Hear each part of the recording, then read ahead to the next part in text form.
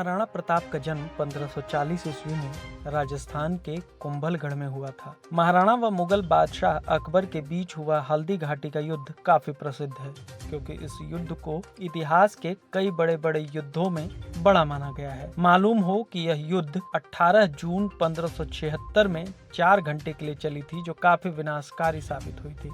बताया जाता है कि हल्दी घाटी के युद्ध में वीर महाराणा के पास सिर्फ 20,000 सैनिक थे, वहीं मुगल राजा अकबर के पास 85,000 सैनिक थे।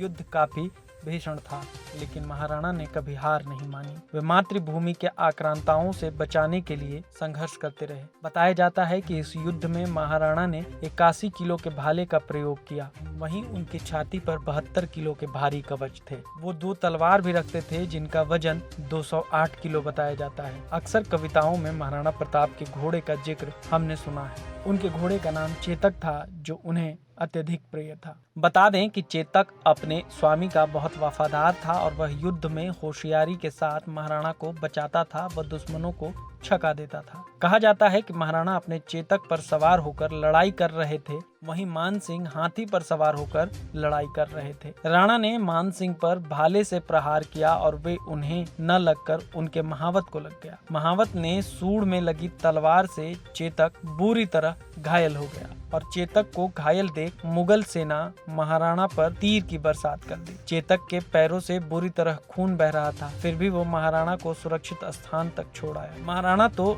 बच गए, लेकिन उनका वीर चेतक हृदयघात आने की वजह से वहीं पर शहीद हो गया। चेतक के मरने से महाराणा प्रताप बहुत दुखी हुए। युद्ध के बाद उन्होंने चेतक के स्मारक बनाया। हल्दी घाटी का युद्ध इतिहास का सबसे चर्चित युद्ध माना जाता है। यह युद्ध इसलिए भी प्रसिद्ध है क्योंकि एक हिंदू राजपूत राजा के सामने लड़ रहा था। इस युद्ध में महाराणा के खिलाफ अकबर के तरफ से मान सिंह मैदान जंग में थे। युद्ध तपती दोपहरी में लड़ा जा रहा था। शुरू में मान सिंह को लगा कि राजपूत मुगलों पर भारी पड़ रहे हैं। तभी मुगल सेना का एक लड़का मितहार खां ने पीछे से चिल्लाकर कहा कि बादशाह अकबर खुद बड़ी सेना के साथ युद्ध में मोर्चा संभालने आ रहे हैं। इतना सुनते ही मुगल सेना का मनोबल बढ़ गया और वे मैदान में राजपूतों का सामना करने लगे। हिमतार खां के इस अफवाह ने राजपूतों का मनोबल गिरा दिया और मुगल सेना इस युद्ध में भारी पड़ी और यह युद्ध में महाराणा को हार का सामना करना पड़ा। हल्दी घाटी छोड़कर राणा प्रताप गोगुंडा में पश्चिम में एक कस्बे कोलिहारी में पहुंचे। वहां उनके घायल सैनिकों का इलाज किया गया। प्रताप को पता चल गया था कि यहाँ भी मुगल सेना पहुंच जाएगी,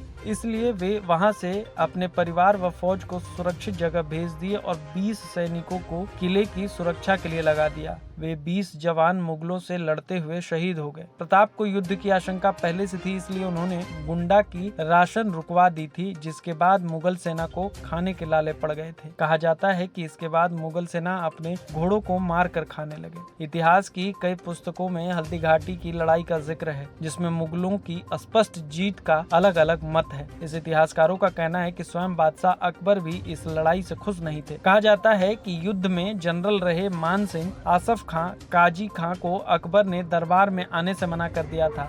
बताया जाता है कि महाराणा प्रताप की तरफ से मुस्लिम युद्ध नीति बनाने वाला एक मुस्लिम था, जिसका नाम हाकिम खां था।